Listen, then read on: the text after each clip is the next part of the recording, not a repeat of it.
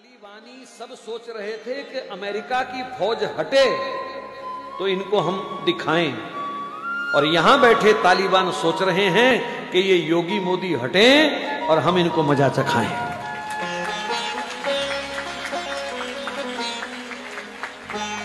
और अगर तुमने इनको खो दिया तो फिर अगले 50 साल तक, जब तक हमारी जिंदगी, मैंने इसलिए 50 बोला, जो बैठे हैं कोई 50 जिएगा, कोई 20 जिएगा, कोई 10 जिएगा, भगवान के हाथ है। वो तो सिवाय रोने के हमारे पास कुछ नहीं होगा, हाथ मल मल करके छाती पीटने के सिवाय हमारे पास कुछ नहीं होगा। मैं उनका पक्ष सिर्फ इसलिए लेता हूं कभी कभी क्योंकि इन्होंने हमारे धर्म की सेवा की है, इन्होंने निष्काम होकर के हमारे देश की सेवा की है। ये वंशवाद को लेकर के नहीं लड़ रहे,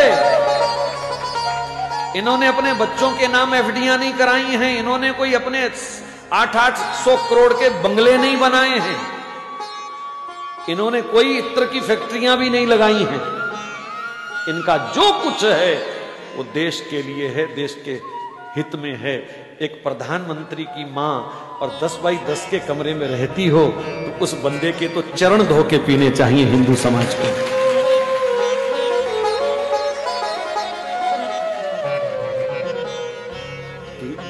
ये देश त्याग का पुजारी है और इस त्याग को भी पूजना पड़ेगा। हो सकता है यहां कोई उनके विरोधी दल के बैठे हों, लेकिन अगर हिंदू हो तो फिर विरोध छोड़ दीजिए।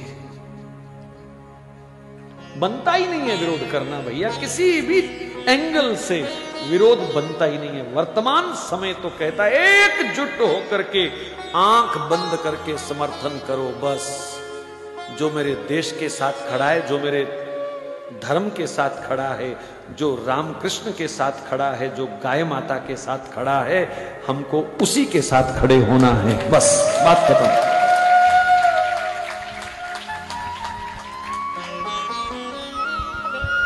पांच 500 वर्ष का कलंक धुल रहा है अयोध्या में है? और फिर भी हम दूसरा कोई चिंतन दिमाग में लाएं तो ये बदकिस्मती के सिवाय और कुछ नहीं है। ये देश राम का है, ये परिवेश राम का है, और जो राम का सम्मान करे उनका सम्मान हमको करना ही चाहिए हर हालत में। कोई दूसरी राय नहीं है, बात खत्म। देश सुरक्षित है इन हाथों में और इन्हीं हाथों में रहना चाहिए, बात खत्म। बस हम तो एक ही प्रार्थना कर रहे हैं कि जब चाय वाला जाए तो गाय वाला आए, बस।